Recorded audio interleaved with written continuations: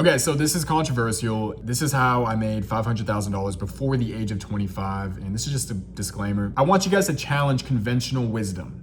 Growing up, right, it was like everybody said don't eat eggs. Bro, there was even a thing like don't work out a lot because your muscle will turn into fat. You do have to challenge everything you've been taught growing up. You have to reprogram your mind. Success requires thinking differently than what you've been taught growing up. If you want to be the 1%, you literally have to be the one person that thinks differently out of the 100 people. And we can sum this up with like taking advice from those who possess the results you're seeking. For example, like buying a home at 25 just because that's what adults do. Guys, I did that when I was 23. It was a headache.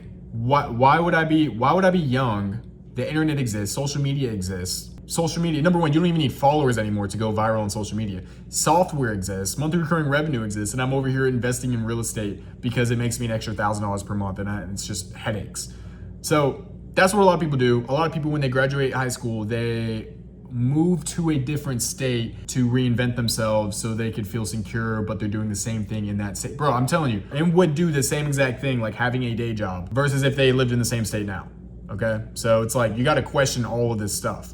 Is that the correct path, or perhaps like putting your head down locally so you can travel the world for the rest of your life and not having to like be in a different state, which is your dream state, right? And having to work like 9 hours per day and living in like a poopy apartment, and it's like you move away from family, friends, your happiness, all right? But a lot of it comes from insecurity, but I'm not gonna dig deep on that. You wanna question traditional paths. The normal path rarely leads to exceptional results. While friends pursue expensive degrees with student loans, consider starting a side business for better ROI. The reason school was a thing in the past, correct me if I'm wrong, but I think Rockefeller needed more factory workers. So he set up college or a university to train factory workers for about 4 years, couple years. So when they come out, there will be enough supply, which is labor, to meet the demand. So basically, to sum it all up, people went to school back then to make more money. That's what it was. Nowadays, obviously school changed, it's a little bit better now. People still go to school to make money. That's the whole point. Why do you think like doctors are respectable, lawyers are respectable?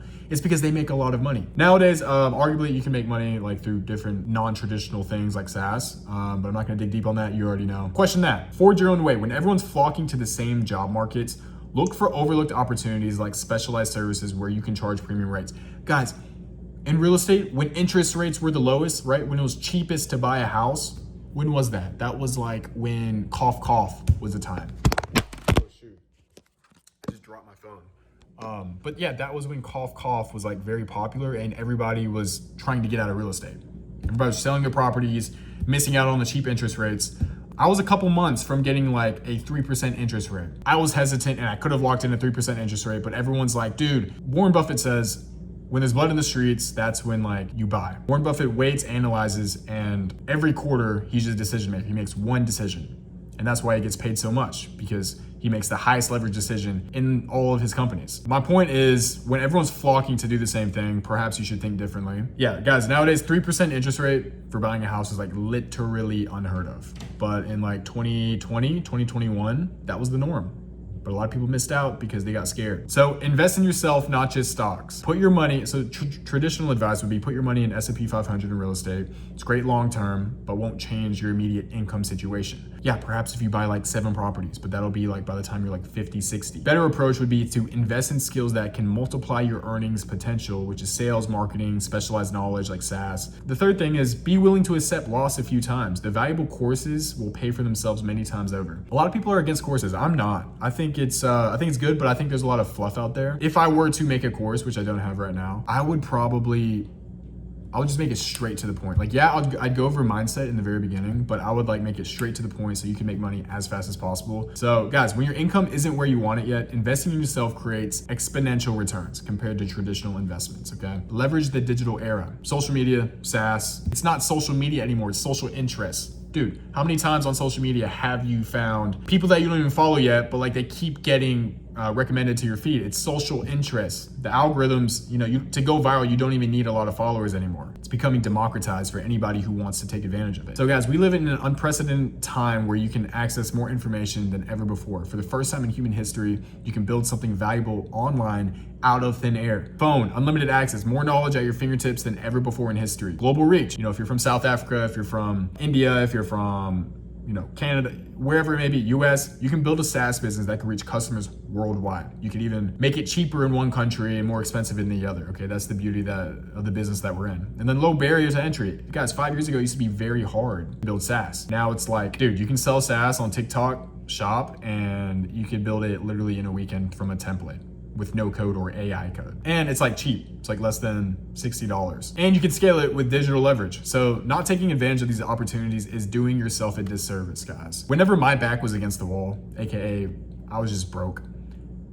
I figured out how to break through like the fourth wall, which is unconventional thinking. And what truly launched me to success was having no backup plan. When I dropped out of college, getting a job wasn't an option in mind. Yes, I did get jobs though, but I hated it. I couldn't even hear someone say the word job to me. I would get so defensive. I'm like, you don't understand the life that I'm trying to achieve. Do I blame them for like judging me? No, because until you get points on the board, until you have Stripe screenshots, until you are, I guess, living the life that you want to live, without sounding so cliche, dude, people are gonna judge you. Sometimes eliminating your backup plan can help you. But if you're like some dude who smokes weed all day and you're just lazy and you procrastinate and you call your friends about certain business ideas and you don't really do anything about it, yeah, dude, don't eliminate your backup plan because you fundamentally are just you don't have the foundation for your life. Anyways, that mindset has worked for me. So if you're kind of like me where you're motivated, you have a little bit of work ethic, then this mindset creates the motivation to push through any obstacle. When failure isn't an option, you'll find ways to succeed what others miss. Guys, when I lost $40,000 on Facebook ads, I found out a way to gain customers for like a quarter of the price through social media, okay? Now, I will tell that to my students, but I will not tell that on YouTube. Stop chasing the corporate carrot. This is the false promise. There goes, bro, just put the fries in the bag, bro. Just put the course in the bag, bro. No, I'm serious, dude. Like, it's said so often, but dude, social media has convinced you guys that like wanting more than a 9-to-5 is like a meme now. I hate that. I really do hate that. Like, they'll literally poop on people who are like motivational and young people that want more for themselves. It's really just cope, dude. It's like there has to be content that appeals to the masses. What's the masses? The average lifestyle, the average life. So if you make, content that poops on like my lifestyle or the lifestyle that you want, then it'll be popular because it's broad, right? Mr. Beast content, it's broad. Anybody, but my content, it's not broad, it's very specific. The false promise, stay for 3 more years and then you'll get this raise. Dude, if you are like baseline IQ, 3 more years, you can make like $200,000 a year. Okay, you don't have to go through like the corporate crap. The golden handcuffs, just a few more years and I'll get these benefits. A lot, dude, you guys are getting these benefits, right? Dental insurance. Like, bro, when was the last time you used that benefit? Like, you brush your teeth once per day. Like that'll keep you, because you're programmed to think like, yeah, I need this benefit, this benefit, this benefit. You have to rethink everything. If you have a job right now, think, which benefits do I actually use? Anyways, there's that. You have to rethink everything, guys. It's the golden handcuffs. Time trap. Years pass while you wait for someone else to determine your worth. A lot of you guys don't move until your back's against the wall. That's good, and that's also bad, okay? I'm like that, but you do have to graduate from that mindset. So even graduates from top universities fall into this trap, working towards the next carrot dangled in front of them while sacrificing work-life balance. Dude, I sound like I'm contradicting myself, but because I did go through this season of grinding, but it's because I enjoy it and I like to set the standard higher.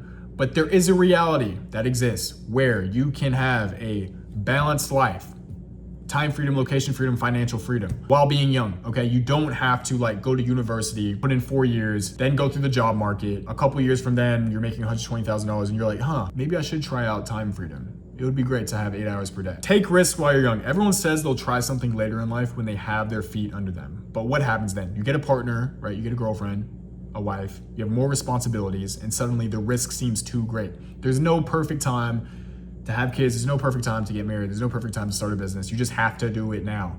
The longer you wait, the harder it becomes to take meaningful risks. Your obligations grow, your lifestyle expectations increase, and your willingness to sacrifice comfort diminishes, guys. You guys have to embrace the pain period, initial struggle. Most people quit after a week or two. Think of the last time, like I had a student, he quit after 3 months, and I'm like, I want you to remember 3 months. That's like your cap. I want you to break 3 months next time you start like a new business. A lot of people don't even know like what their bandwidth is. For me, it's like 7 months. So this year I went like 7 months without going out just by accident. So 7 months is like my time frame. It's like, that's how much I can wait without drinking or going out or, of working. So yeah, what's your time period of like grinding? So push through the period of pure pain when nothing seems to work. Okay, it's the persistence phase. And then breakthrough. Keep your head down long enough and exceptional results will follow. Building a successful SaaS business requires going through a period of pain and uncertainty. There's no shortcut around this phase. You guys must go through it. At 18, I developed unshakable conviction. I believe wholeheartedly that I would achieve financial freedom, location freedom, and time freedom within 5 to 10 years. I told myself, you know, when I graduated high school, this is the life I want to live. I got psyoped early into like this business space on YouTube. Perhaps I was a bit lucky for that. I told myself, by the time my classmates graduate college, I want to be ahead of them in business. Income, all of it, bro. All of it. I want to be ahead of all of it. And it's just pure conviction. It's like, I want to do this young. Why would I wait till I'm 35 to do it? I've obviously convinced myself that this isn't the right path, so I'm not going to be halfway in, halfway out, okay? So you guys need conviction in what you're doing, who you are, what you want, okay? You got to be 100% in.